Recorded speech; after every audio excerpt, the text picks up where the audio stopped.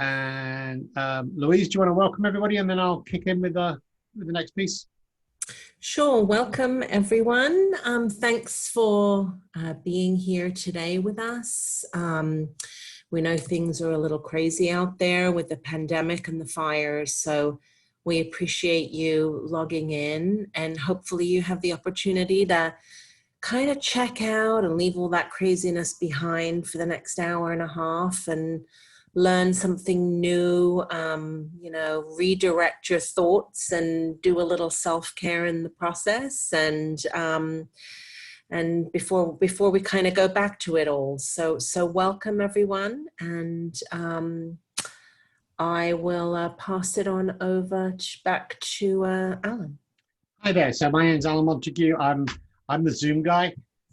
So I'm sure pretty much all of you have been in Zoom webinars. The only thing I'm going to talk about really is the Q&A, which is how we handle questions. So if you've got any questions that come in that you want to pass on to Adriana today, click on that button on the right-hand side and it opens up a dialog box.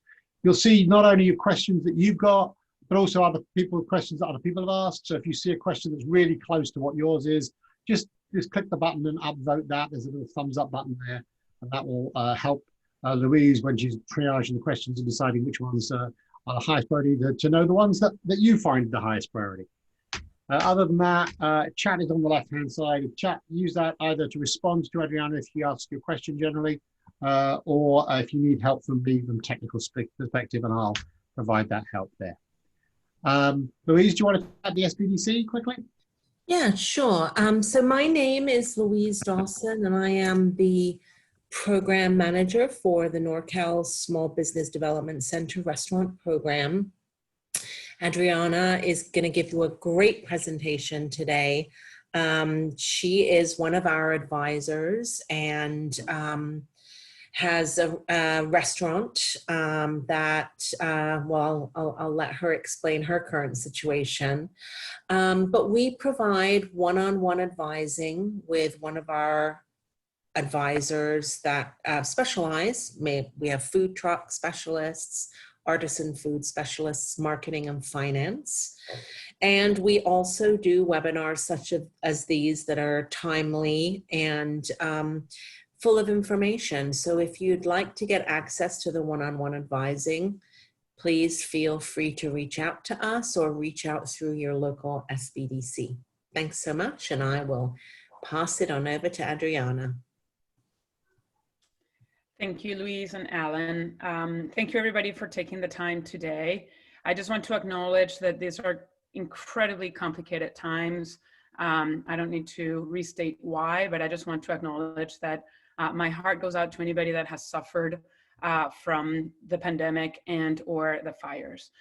So I am a restaurant operator. I own a restaurant called Pika Pika Arepa Kitchen. As some of you may know, I sadly announced last week that we are closing our doors at the end of this month. We tried really hard to make this work through the changes that the pandemic has brought upon the industry.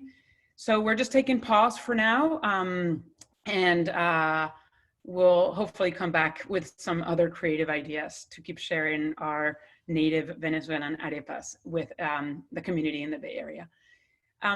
I wanted to take the opportunity to share with people how to think about COVID from the perspective of an operator. I have been to many seminars that talk specifically from the legal point or the health care point about the pandemic, and I had a situation which I will share with you in this case study, and I've really just kind of stopped on my tracks when I received information about employees possibly being sick with COVID or having come in contact with somebody that had tested positive for COVID. So I just thought that I would share with you from the perspective of an operator how to go through this process. I will say that I am not a labor lawyer and I am not a representative from the public health department. So I have put a lot of resources on this presentation. I will try to the best of my ability to answer questions, but if there are labor law or health specific questions, I will have to direct those to some people that we know. We are going to keep track of the Q&A, and if there are questions that we cannot answer, we'll get back to you with that. So next, please. So we'll review the case study of what happened to me. Then I just want to review some protocols so that we are all on the same page, kind of sharing some COVID-19 language. Then I wanted to go through some what if scenarios that kind of triggered questions about what to do if. And then just talk a little bit about the importance of communication internally with your team and obviously with your clients. Next. You will be able to think about how do you plan to prevent for a COVID-19 case in your workplace. And if you do have one, how do you manage it? Next. Okay, so our case study, you can go to the next one. I will say that unfortunately, this is a text-heavy presentation because I wanted to create a resource that you could go to after this presentation and go through all of the links. I have surveyed a lot of websites, and I have tried to just kind of put together what I think is important. So I apologize for this being text-heavy. I will not be reading everything. But I hope that you can use this presentation as a resource for. There's a link to that presentation in the chat, so people can bring it down and make that work with it if they need to. Right, if you need to read along. Thanks, Alan. Okay, so you know, business as usual. And one day I get a phone call from my manager. She says that there is a rumor that a restaurant in the neighborhood had a positive case of COVID in the restaurant. So why was that important to us? It was because 2 of our employees had their second job at that restaurant. So the first thing that came up was, oh my God, this is a rumor. Can I actually chase the rumor down? So I reached out to a labor lawyer, and yes, you can. You can ask about, you know, people's situation, both health and situational regarding COVID. So we started asking our employees what they knew about this restaurant. And there was a lot of gossip. I think this person is sick. I think it's the roommate. I think it's the mother. I think it's the janitor. I think it's the line cook. But none of it was part of our restaurant. But our employees were impacted by this. Then the next day, another employee calls and says that at her other job, she was asked to get tested because there was somebody that had been suspected to be to have been tested for COVID. So now we have, you know, perfect storm, multiple sources of information about employees having come in contact. Nobody was telling us that they were themselves positive, but they had potentially come in contact. So what do you do? Next one, please. Next slide. So the most important thing as a business owner is to maintain, now more than ever, a safe workspace. And of course, that is both physical and mental. So the first thing that we decided to do was, to the extent that we could, create that space. So the people that were rumored to have come in contact with somebody were not back at work. And we decided to ask everybody to get tested. We in San Francisco, fortunately, have testing sites for essential workers, and restaurant workers are considered essential workers. So we were able to schedule tests for everybody. What we did was we worked with our employees to schedule the test, and we were able to cover the time that it took for them to take that test if it was within our schedule. The point is, for me, the most important thing was that there was no obstacle for my employees to get tested, because the idea is that as a community within the restaurant, we wanted to ensure that we knew where we were standing, which was good. So the results came back. Fortunately, the results were negative.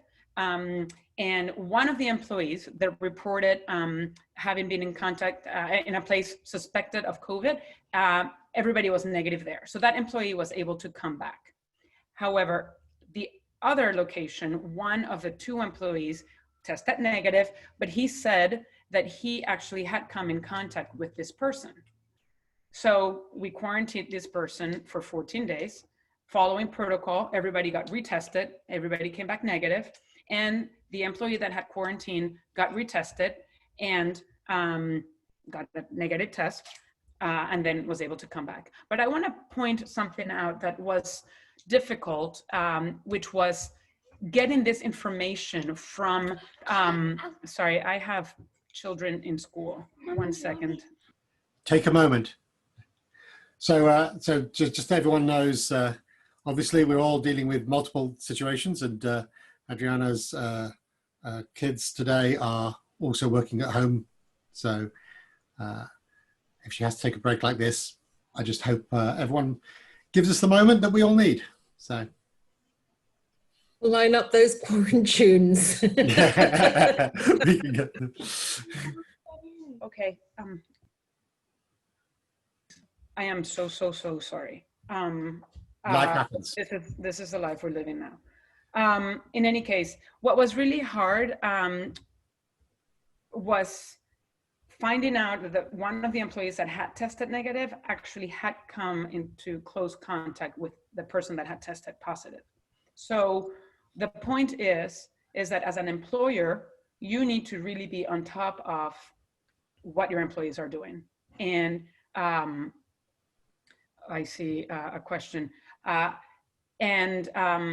It was a little bit like pulling teeth, only because people feel, you know, they're scared, they're ashamed, they may not even know. So now more than ever, you need to really maintain really open channels of communication and explain to your employees that the reason you're asking and the reason why you're following this down is because you are trying to minimize the contagion within your own community. So it is, you know, this is no longer about just one person. It's about all of us coming together and taking care of each other. So I see a question. I did not close down the restaurant during the testing period because you'll see later, I'll answer it, but there's a whole protocol as to when it is that you actually have to just close down entirely. But no, everybody went out and they got tested. Nobody had symptoms. So let me get through the presentation. I think it'll become clear. Next slide. Okay, so the next slide, we're gonna review protocols that are available to everybody. I have pulled protocols from the San Francisco Public Health Department. You may be in a different county, so please go to your specific county website, but I am assuming that most protocols are exactly the same. So avoid contagion is the most important thing. Then how do you detect symptoms? And then how do you define direct contact? Next. So there's a bunch of links here. The Public Health Department for restaurants, for businesses in general, but in our case for restaurants, has developed a very detailed, and I mean very detailed directive. It's many pages long and it takes a long time to get to read it. And they also developed a template that you can fill out with your plan. So essentially you have to read the guidelines and then you have to adapt those guidelines to your own physical location. This is overwhelming, but it's something that by the time you are done doing it, and I recommend that you do it with your manager or managers so that everybody kind of gets a sense of everything that needs to happen, you will come out on the other side with a better sense of what you need to do to keep the place safe. So very specifically, the social distancing protocol, we're all well aware of it, but we have really focused on face masks and cleanliness. We recognize that within the restaurant itself, during the work hours, it is impossible to maintain 6 feet of distance. So the wearing of the mask is imperative, and it is the one thing that has kept us all safe to this date. There is an employee daily checklist. It is also very long, and the Public Health Department has the expectation that employees themselves are checking for symptoms before they show up for work. As an employer, you have the right and the obligation to ask if anybody has had any symptoms. Now, I was sharing with Louise that a couple of weeks ago, somebody called and said that they were not feeling well. Well, it turned out that they had gone out to a lake. It was very sunny. They got overheated. They had been drinking, and then the next day they just didn't feel well. So you kind of have to parse through exactly what are the symptoms, how, what have you been up to, etc. Right? So yes, hungover.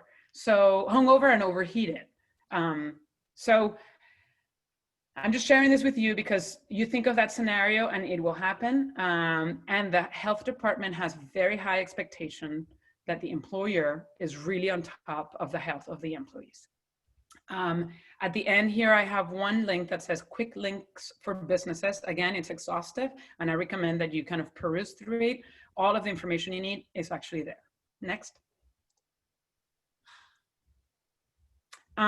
So again, so prevention is really the operative word here, and the prevention is symptoms, symptom tracking, and face covering, social distancing. Those are the key things that you can really control and that you should control.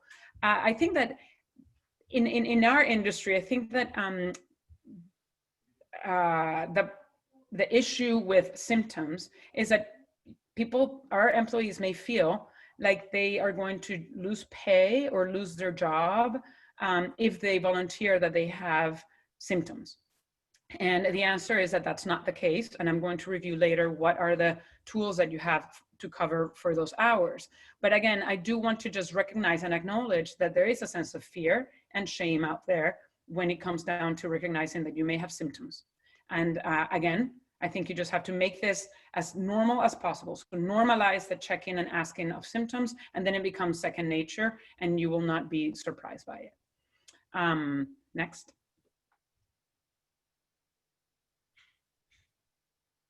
So close contact is a really direct contact. It's really important to understand what defines it. So in our case, for example, the person that had to quarantine, we knew that he was a close contact because the person that had tested positive was his roommate. So, they lived together, therefore close contact. Somebody that you have had intimate relations with, somebody that you take care of or takes care of you. So there's a closeness of contact right there. And here, stayed within 6 feet of you for more than 10 minutes without wearing face coverings. And the reason I highlight that one is because, as I said before, in the restaurants, when you have your line cooks next to each other, they're not standing 6 feet apart. They can't. So the only thing that you can do is to make sure that everybody's wearing their face masks. So for example, you had direct contact with their body fluids. If you have a table for lunch and your employees sit together, take their masks off and start eating lunch together, then you're in close contact. So what we did at our restaurant, we created 2 separate areas for people to take their breaks and ensure that nobody was having lunch together, because obviously you have to take your mask off. Okay. And this one is important to know. Again, it is the responsibility of the employer to determine who are the close contacts of the infected employee. What happens is that if you have an infected employee and the public health department has to do contact tracing, they're going to go back to you, the employer, and say, who are the close contacts that this person has had? You may not be able to keep a close contact list of who they have, connected with outside of work, but you are going to know if they came into close contact with somebody at work, and you're responsible for that. Okay, next. So a little knowledge check, and this one, I just want to go straight through this very simple poll, but I think it's the most relevant for me. So if you can just pull the poll up. So if you spend more than 10 minutes with someone within 6 feet and you wear no mask, is that considered close contact? Yes, no, or I don't know. If you can vote. So we're seeing some votes coming in. Let's give people a moment or two. We've got 28 people who can vote, and so far 3/4 of them have voted. Okay, hopefully we got. Okay, I'm gonna give it another 5 seconds. So take a quick time. Make sure you hit the submit button at the bottom. And I'm going to close the poll out now and share the results with everybody. Okay, so I just want to make sure, because there are 2 people that said no. If you are not wearing a mask and you are within 6 feet, you are considered to have come into close contact with somebody, because when you speak, when you sneeze, you have shared bodily fluids. Okay, so I just want to make sure that that is clear. If you are within 6 feet and you're wearing a mask, you're fine. If you're not wearing a face covering, then you have come into close contact. And that is a domino effect once you have determined that. So next. All right, so I am not a labor lawyer, but this was important for me to figure out. So I'm going to share with you how to use paid sick leave and the Family Cares Act. I have a lot of detailed information on an appendix of this presentation. And if you have questions, you can reach out to the SBDC for further information. We have HR support and labor lawyers. And you can also reach out to a labor lawyer that I put at the end of this presentation if you have specific questions. So next. I'd also like to tell people that on tomorrow we have at 10:30 we have some attorneys joining us. We have our normal at 10:30 on Monday and Wednesdays. On Wednesday we have attorneys joining us. And we usually have an employment attorney who could answer that sort of question. So if it's an urgent need for you, that's probably I would suggest coming up to tomorrow morning, and I'll pop the link for that in the chat in a minute. Okay, so I took just straight from the Paid Sick Leave and Family Cares Act websites, this definition of when does paid sick leave come into play. And frankly, this is quite extensive. And to me, it was not clear enough. And I will explain why. Here you have, if you're on quarantine, if you're experiencing symptoms, if you're caring for a child, well, each of these actually have a specific, in order to support these, you have to use a specific kind of support. So for example, if you are caring for a child, then you can access the Family Cares Act, and I think it's about 12 weeks of support at 2/3 of your pay. If you are experiencing COVID symptoms and are getting tested, you use your accumulated paid sick leave hours. I mean, your employee uses their paid sick leave hours. And if you actually go into quarantine, then you use FFRCA, which is actually deductible. So let's go to the next slide. I want to remind people that in California, paid sick leave is mandatory for us, but when they developed the Family Cares Act, remember that not everybody in the country has paid sick leave as a mandatory law. So I think that's why the language is a little bit confusing. At least that's how I figure it out. So when I asked my employees to get tested, I actually paid for the time that it took them to go from Pica Pica to the testing site, which was in the Castro, and come back. The person that had been rumored to have come into close contact with a positive case, when that person went to get tested, which I requested, he was home until the results came back. He was home for 2 days before the results came back. Those days were covered by his paid sick leave. And the reason why the other employees did not have to go home and wait for their results is because they were not part of that rumored group that had come into contact. I was just being proactive, and I was asking my employees to just get checked to see where we were at. Does that make sense? If not, just type a question. The employee that had tested negative but came into close contact with somebody that was positive and had to quarantine, he received 14 days of pay in his schedule, and I used FFRCA to cover for those hours. So when I processed payroll, I made sure that I put FFRCA next to him so that I can get those hours deducted from my taxes at the end of the quarter. I think, Alan, can you go back? Yeah, thanks. FFRCA limits the hours to 80 hours for full-time employees and 2 weeks for part-time employees. So if a person has to quarantine, then you use FFRCA. If 3 months later, a person has to quarantine again, that is unpaid time off, unless you as an employer want to or can cover for those hours. So this is just how it is. The Family Cares Act only covers 80 hours, which is exactly those 14 days. So you get covered once. But if your employee has to quarantine again, it's unpaid time off. Remember that you have the obligation to keep that job open for the person so that he or she or they can come back to that post after their quarantine. So there are more details on the appendix about this. Next. Yeah.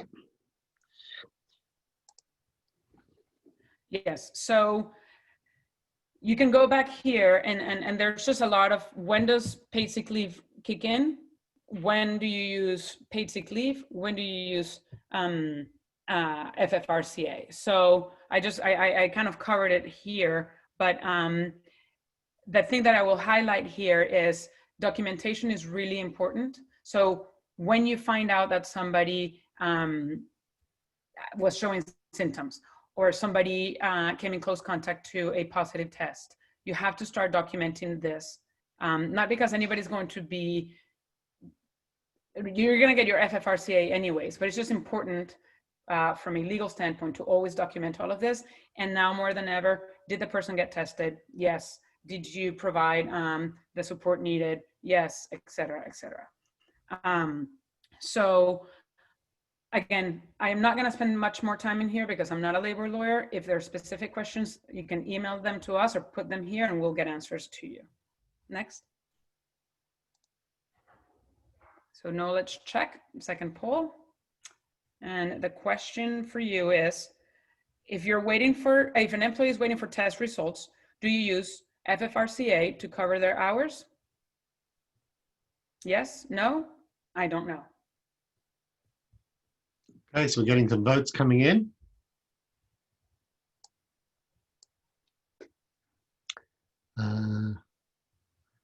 This one seems a little bit more mixed than the previous one, which is not surprising, really.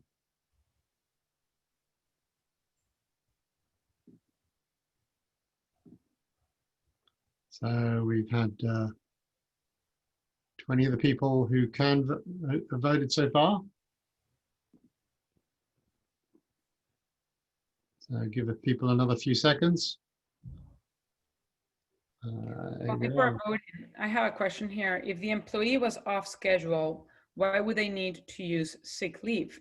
Well, I had to put that person off schedule so that they wouldn't come into the restaurant. So essentially, I took away 2 days of work from this person's schedule. Lisa, I hope that makes sense. So they would have been on schedule, but you took them off, so and that's why you used FFCRA. Yeah, because we don't know if the person, being asymptomatic, they could be testing positive. We were waiting for the results. So the thing that I needed to do is protect the other employees. So I took this person off their regular schedule. Okay, thank you. Okay, I'm going to end the polling now. 3, 2, 1, end polling, and share those results so everyone can see them. I'm also going to put them on the screen so we can come up on the recording. Okay, so if an employee is waiting for test results, do you use Family Cares Act funds to cover these hours? So don't know, no, and yes, mixed results here. Okay, if you're waiting for test results, like my employee, we heard a rumor, we figured out that he had potentially come in contact with somebody. We told him, do not come back, go get tested. Once you have your test results, call us back. 2 days. This person was compensated for those 2 days using his paid sick leave hours. When this person called and said, I tested negative, but the person that tested positive is my roommate, therefore they are in close contact, we said, you have to go now and quarantine for 14 days. Don't worry about your job. Don't worry about your pay. You're going to get paid. You are going, as an employer, to put in your payroll report FFRCA next to those 14 days or those hours, so that the money that you're paying this employee is coming out of federal funds. So when you do your tax reports, you're actually going to get that money back. So if an employee is waiting for test results, you use paid sick leave. If an employee needs to quarantine, you use FFRCA.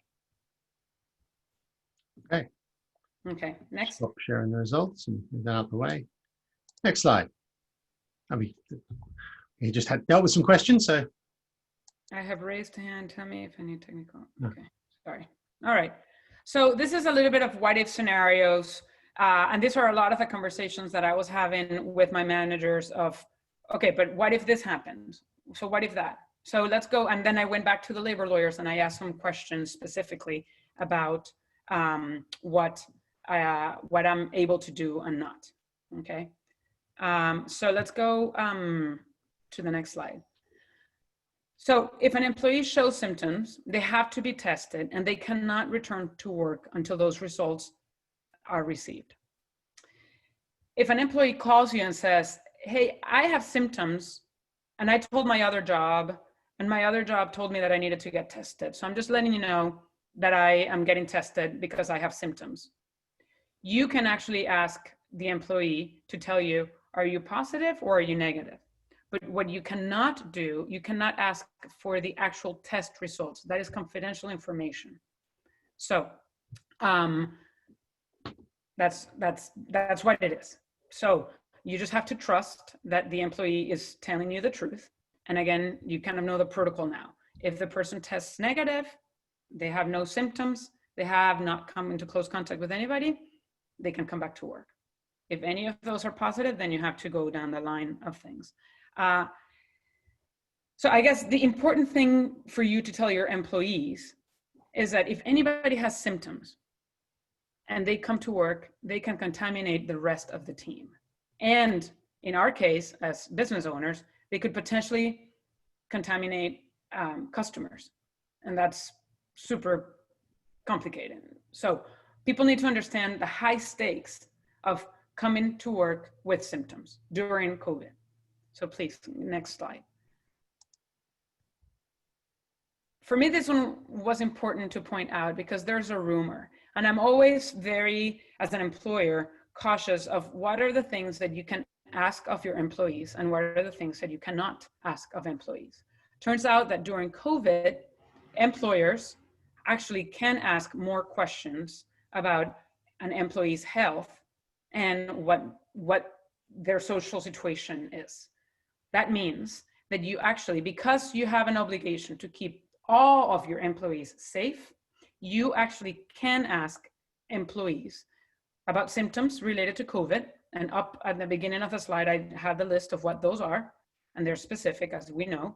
And you can ask whether people have come into close contact. So when we learned about this potential positive case in a restaurant in the neighborhood, I was, within my employer rights, allowed to ask the employees that were involved very specific questions. Is it true that that there's a positive case at your restaurant? Is it true that did you or did you not come into close contact with that person? The tricky thing is that other employees should not know if somebody has tested positive or not, because confidentiality must be maintained. So this is where this gets very tricky, because as an employer, you have to maintain confidentiality. But if there was close contact, you have to do contact tracing, and you have to tell everybody that was in contact with that person that they may have been exposed.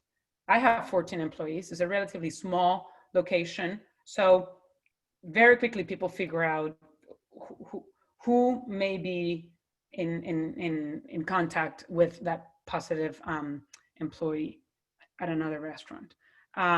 So I think stating the obvious of the complexity as an employer, where you have the right to ask, you have the obligation to keep confidentiality, and you also have the obligation to contact trace within your restaurant. Again, if you find that an employee may have come in contact with a person, you have to ask for a test or a test result. That person cannot come back to work until you have that test result. If you're able to find out whether that person was or not into close contact with a positive case, then you determine quarantine or not. Next. So here is just positive results. And it kind of becomes it's kind of hard to just go through the scenarios, but once you read them a few times, I think the decision tree becomes more and more logical. And I think that this one is very important to understand and share clearly with your employees to avoid confusion. So if you tested negative, you have no symptoms, you have not come into close contact with anybody that was positive, then you can come back to work. That was the case of all of my employees that I requested that they get tested way back when I was explaining the case study. There were 2 people that may have been exposed, but then there were the other 12 that not. Those 12 tested negative, they had no symptoms, and they had not come into close contact with anybody. So they all came back to work. You tested negative, but you had been in close contact. Then you have to quarantine. You test negative, but you still have some symptoms. You know, maybe you're hungover, or maybe you have some symptoms that are not COVID. You have to stay out for 72 hours to make sure that those symptoms are gone.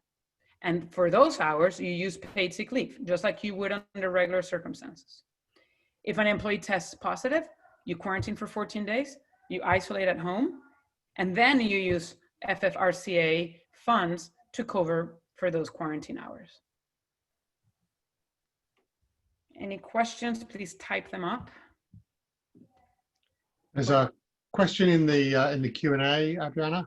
Yeah, so I see here, what if an employee came in contact with somebody who has COVID, but the employee tests negative? Do you still have them quarantine? Yes, that's what the protocols say.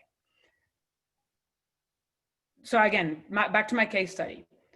One of the employees that was working at the other restaurant tested negative, but he volunteered the information that he lived with a person that tested positive. Even though he was negative, we still had to have him quarantine for 14 days to make sure that he was not sick. And then we actually had him take a test before returning to work 14 days later. And is that part of a standard protocol? They should get a test after the 14 days of quarantine? Yes, and I have a slide on returning to work protocols. Okay, next. Okay, so this is just a little bit more information, kind of a little repetitive, but so very specific guidelines as to what to do with the test results. Again, you must maintain the confidentiality of the employee. Sorry for the typo there. Immediate quarantine, etc. This is just repetitive of what I have said. Then if you have somebody that tested positive and you need support, you have to report it to your county. And here is the information for San Francisco. And they'll provide the support. And again, it's important because of the contact tracing piece of this system. Next. We've had a quick question come into the Q&A, Adriana. Do you want to take that now? What happens if they get sick on the 10th day of quarantine and stay sick for 2 weeks? So, so I guess, are you asking, are you asking about, well, obviously that person cannot come back to work until they are asymptomatic and then they test negative again. So I guess you're asking, what if the quarantine turns into 28 days? Is that right, Nicole? Or I'm just 20 days, more than that does make sense as a, yeah, I go with that as a question. So I'm assuming that based on what I understand, you can only use the FFRCA to cover for 80 hours. And then after that, it's unpaid leave. So that person has to stay out for however long it takes for that person to be healthy again. But you cannot cover, you don't have funds for that unless you as an employer want to cover.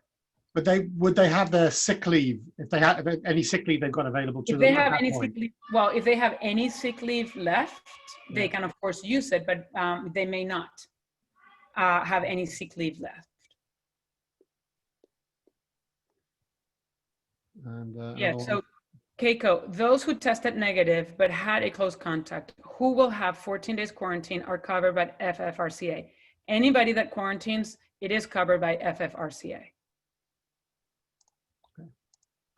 all right, let me go on to the next slide. Okay. So again, and this is, so you have to let your employee know that as an employer, you are keeping the information confidential. The testing site is keeping the information confidential, but the test results are shared with the health department. If your employee that gets tested shares who their primary care practitioner is, that doctor will also receive copies of the test results. If there are positive test results, then the health department will contact the person to initiate contact tracing. So again, it is confidential, of course, but if there's a positive result, then the health department will have to contact that person directly. And I believe that this has been quite challenging for the health department to do successfully. Next. Again, return to work guidelines. So here on that link, it's very specific information from the health department. And I just wanted to highlight something, because in some of the language that I have read, it says that the employee cannot come back to work unless they're released by a physician or if they have a physician's note. And I just wanted to clarify. I asked the labor lawyer and the health department, what happens if they don't have access to a doctor? That you actually do not require proof from the doctor. What you really need is the negative test result. So I think that's important for the community that we work with, because not everybody has access to the health system. And of course, upon returning to work, you have to follow the protocol. And you know, they do make a point of saying you cannot control what happens outside of your restaurant, but you know, commuting is an important potential space for close contact. If people are commuting in the same car, for example, they need to wear a mask. I have another question.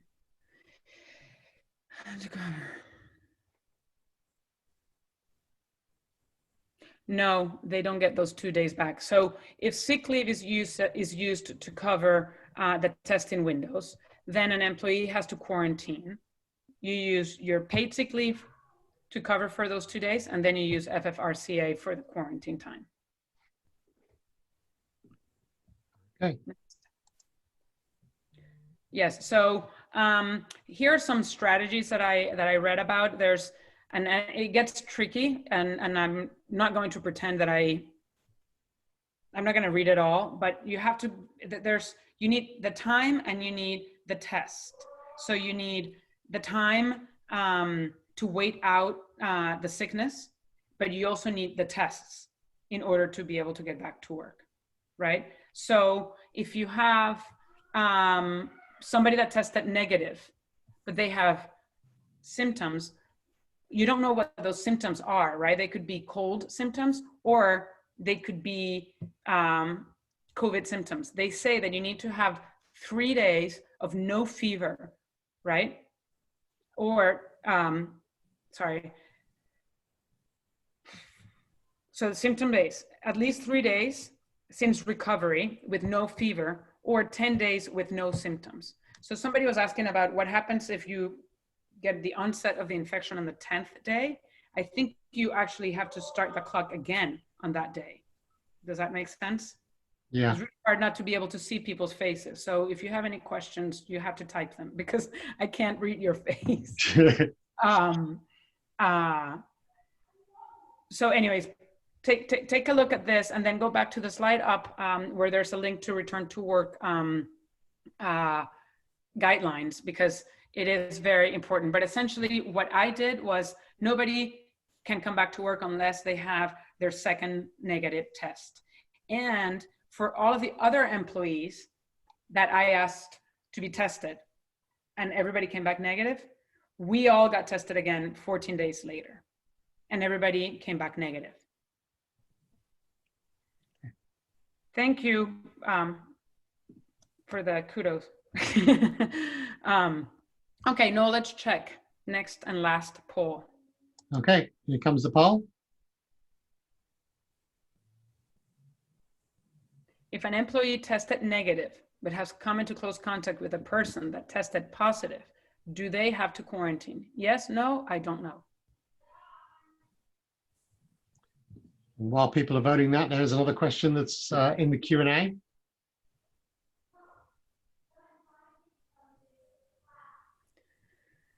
I'll respond to that question from William in a minute after we get the poll results. All right, so we've got 20 of the 28 people have already voted. We're seeing a fairly strong view in one direction. I'll give people another few seconds to get that last couple of people to vote.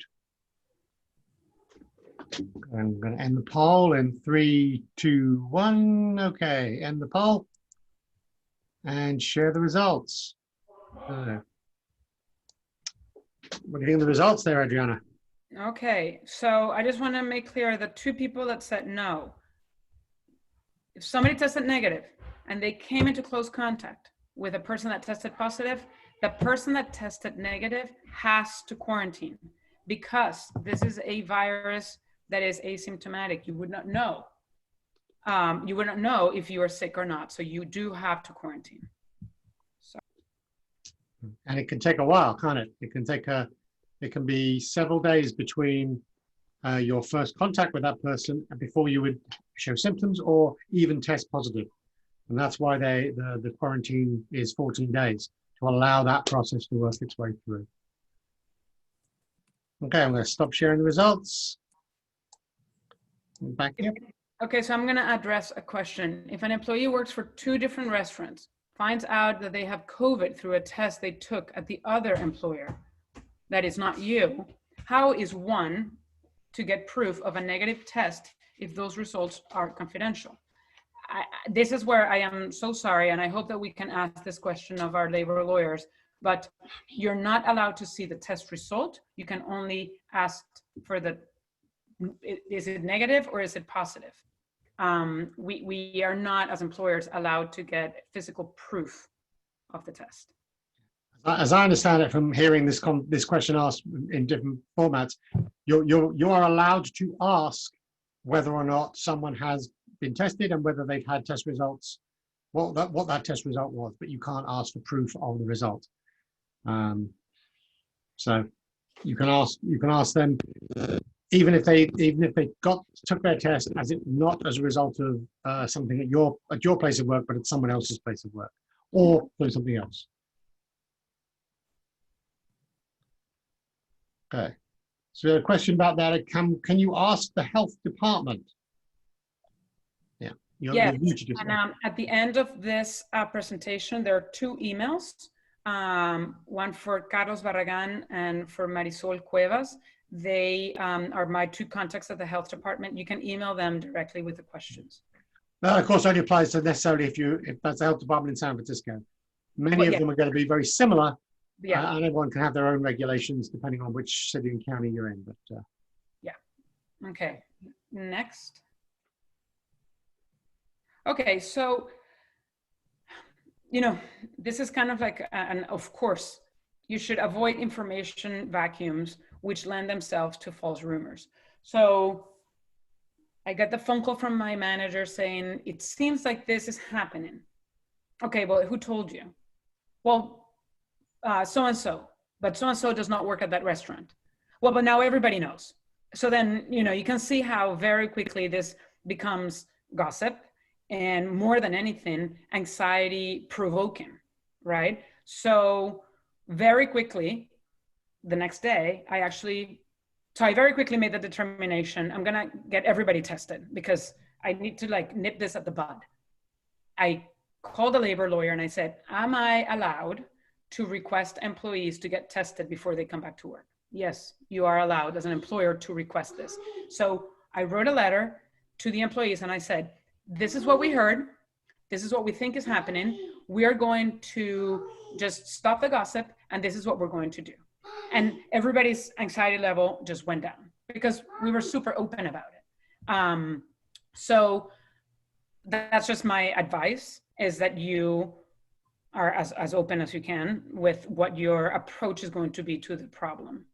What actually happened, this happened to us in May. And I have to admit that I did not have a written plan of action, and I did not have clarity on the protocols and the domino effect of, if this happens, then that, if this happens, then that. So every time a question came from an employee, we really, I felt like I did not look very good because I didn't have all of the information. And of course, this is all new to all of us. So, people give you a break, but people get very concerned if you don't know what to do. If you're going to send somebody home, but you don't know how they're going to get paid. If you're going to ask somebody to go and be quarantined and you don't know how you're going to pay for that. You want to ensure that your employees know that you know how you're going to be taking care of them. That to me is probably the most important message. Okay. There's one link at the end here, and I'm not sure what the status of this fund is because this was started back in April or May, where the state of California was offering financial support for undocumented workers.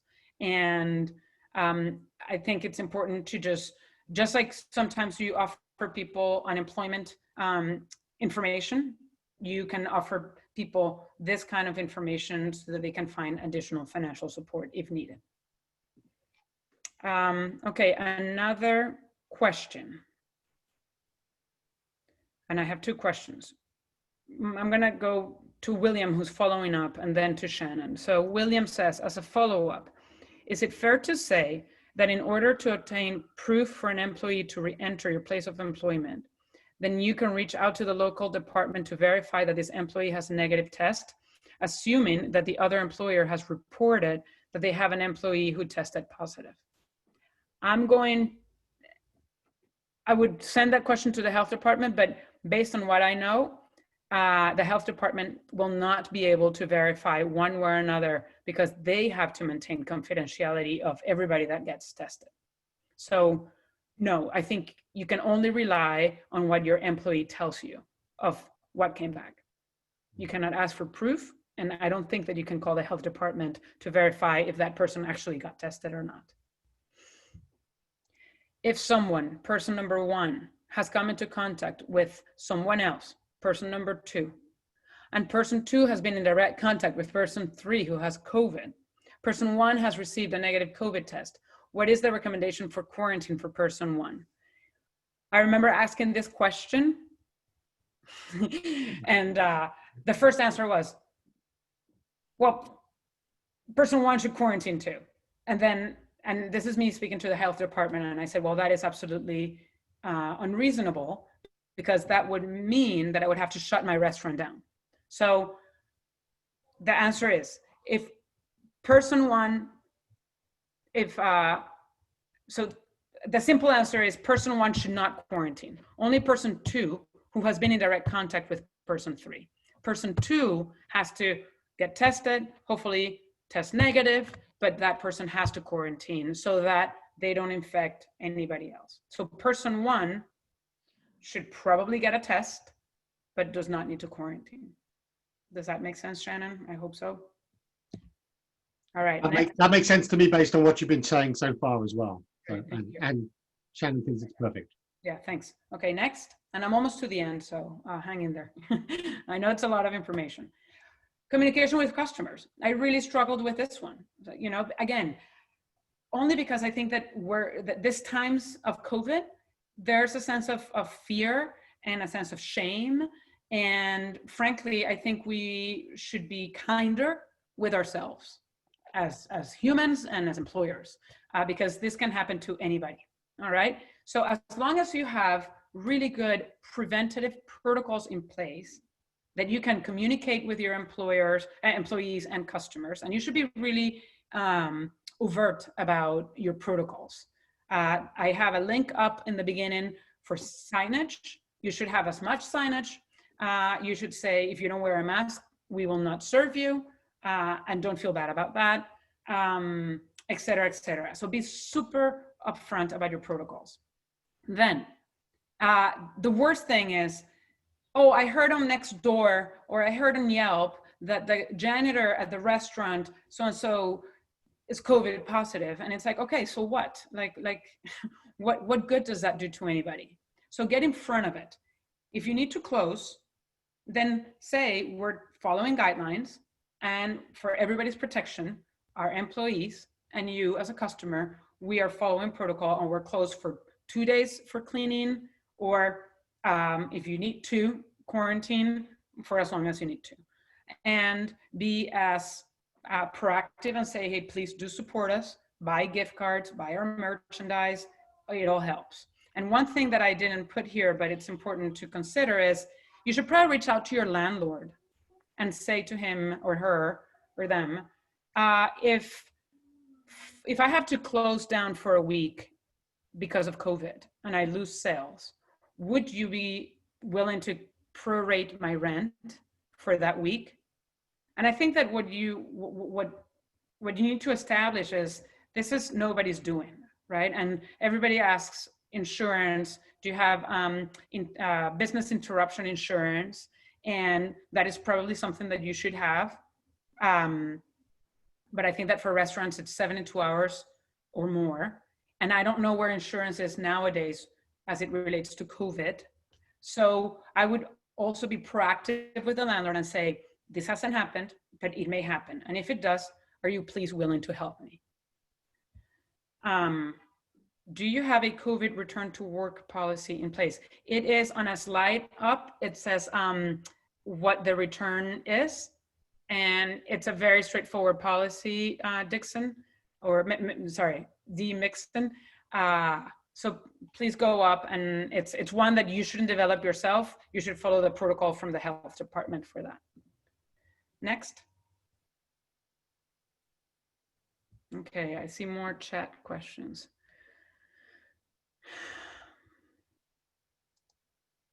For Maylo, since employers can't get the test reports, how do employers protect themselves from staff lying about being positive to get time off? So the first time that we encountered this quarantine situation, the other staff member were saying, oh, I think that he's lying because he wants to get the 2 weeks off and get paid. I had no way of figuring out whether that was true or not. But what I do know is that you only have one chance to actually get coverage for quarantine. So God forbid that you actually find yourself in a situation where you need to quarantine, then you're gonna have to use that as unpaid time. So I don't have a way of saying, you can't force people to be upfront and honest, but I think you can be very forthcoming about the financial implications and what you can do for people, and where do your responsibilities end, and when you cannot do anything else financially for people. There are reports that people test positive for COVID months after the initial infection. How do we handle that? I don't have an answer for that. I don't know. I'm sorry. Adriana, going back to the previous question about the person maybe not being honest, you can also with your staff talk about being really ethical in this time, because it's going to put other people out of work potentially. Other people may have to quarantine. The business is going to have to close. So everybody really has to do their part in order to get through this together. So that's another approach for that question.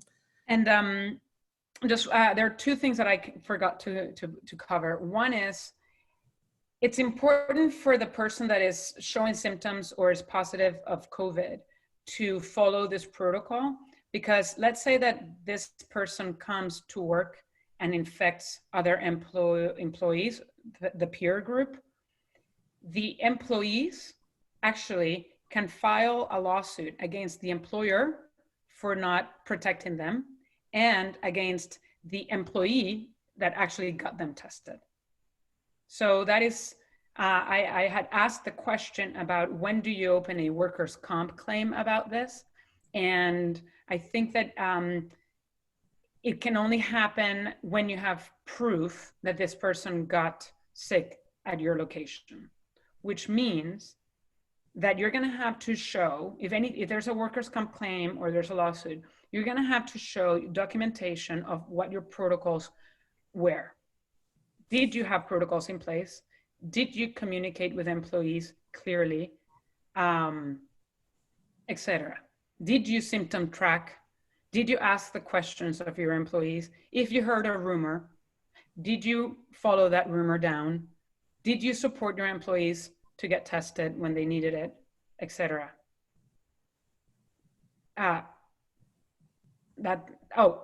So in terms of prevention, one thing that I forgot to mention is I would highly recommend that you do not cross your teams. So sometimes you have people that work the AM shift in 3 days a week, and then they work the PM shift 2 days a week. That's really bad. Imagine this scenario where you have somebody, let's just say somebody that tested positive at your restaurant. And you have determined that your 3 other employees that work on the AM shift were in close contact because somebody saw them having lunch without a mask because they were taking a break and their mask was down. So we're just going to determine that they came into close contact. So the person that tested positive is out on quarantine. The 3 other people have to test. Let's say that they tested negative. They still are out for 14 days. So you have to then figure out a way. You either close the restaurant for that shift or you bring in more people to cover that shift while everybody else quarantines. But if you have one person from that team in the morning who was actually also working at night, then you have put that PM shift group, you have potentially exposed them. So this is the most nightmarish worst case scenario, is where you have people in both shifts that have actually been tested positive or have come into close contact. So for example, this is really tricky for us as employers, as owners, or if you're a manager and you're actually working in different shifts, this is really tricky. And I don't have an answer other than, to the extent that you can, keep your teams separate and keep the break times of overlap between the AM and the PM shift separate so that you actually don't have that cross contact. And I haven't heard of this scenario actually happening, but as an employer, I like to be conservative and think of the worst case scenarios. And that's where I was thinking to myself, if that's the worst case scenario and I have to be closed for 2 weeks, I have to do 2 things. I have to talk to my landlord immediately because I'm going to be losing sales for 2 weeks, and maybe even more, because then you have to build up trust for people to come back. And then you have to be super forthcoming with your customers as to why you're closed. So that's where my conservative head goes. And I hope that you can go there just so that you can plan for it, but never get there. Yeah. Next the expression, fail to plan and you plan to fail. Something like that. Plan for the worst and yeah. Yeah, hope for the best. Okay. I think. Well, we don't seem to have any more questions in the Q&A. So it may be that you've answered everybody's questions. We've got a couple of slides, I think, left on, or just the wrap-up slide. Yep. So I really hope that this was helpful. I do want to acknowledge that this is anxiety provoking and confusing. I have been working on this. I actually delivered this same presentation in Spanish last month. So I have been living with this information for a while, and it's taken me a while to internalize and digest it. That's why I made it very resource heavy and text heavy, so that you can actually take the time to read it and kind of, go through each slide step by step. And I will have to say, I highly recommend that you're not going through this scenario and protocol planning alone. Because when you're going down these what if scenarios, you're gonna have blind spots and you're gonna forget certain things. So I highly encourage you, if you don't have a manager or a second, like a right-hand person, figure who is the best person in your team that can be your sounding board, so that you can actually go through these scenarios. And actually, when you go through these scenarios, your employees are going to be asking you a lot of questions. Write them down, write back to the SBDC, and we can help you figure it out. Because there's theory, and then there is what people actually do and live. And I think that's why I did this presentation, because I was not finding this kind of what if scenarios anywhere on the web. So I apologize if I left information out or questions not answered, but I hope that this was helpful, if anything, to help you frame the thinking on how to go about this. Point out that the downloadable PDF has another like 5 or 6 pages on it, which are the appendix that Adriana was talking about. I'm going to flash through them here, but you can see there's a lot more information and text and links, including contact information for Louise through the SBDC and Adriana, and then a labor lawyer and some folks in the health department. So lots of different ways you can get extra information and help. The SBDC is your tax dollars at work. Use us, please. We're here to help you. So well, thank you so much. You have our emails. Please contact us. I really hope that none of this happens to any of you, and that this is all a mute point, but just be prepared. Okay. I see somebody just asked how to get the information. I put it back in the chat. There's a link there. Just click on that link and it should download a PDF with the presentation in it. And although that presentation is full of hot links. So those links will work and take you to the various places. Thank you so much, Adriana. Thank you, Louise. Thank you. That was amazing, Adriana. Thank you so much. So much information. Sorry. We'll be sending out we've been recording this. We'll take it takes a while for that recording to process, but we'll have that up probably end of today, tomorrow. We'll send it out to you all with a link to the recording. One thing I'd request, as I said, this is your tax dollars at work and not costing you anything. But the way we actually pay for all of this is with by showing our funders that we're doing what we need to do, and we do that with evaluations. So I would ask you, please, if you found today useful, or if you found today not useful and you want to complain about it, however it is, please give us that feedback. Fill in the evaluation. I've put the link to that into the chat just now, and I think when you close off the Zoom, it'll pop up. We'll also probably throw it in the email that's going to come out to everybody. But that helps us make sure that we're doing what we need to help you and give you the support that you need as a small business community in these troubling times, not just the troubling times of the pandemic, but also the smoke and the fires that are impacting everybody. So with that, I'm just going to say thank you one more time for you all for your attention and your involvement.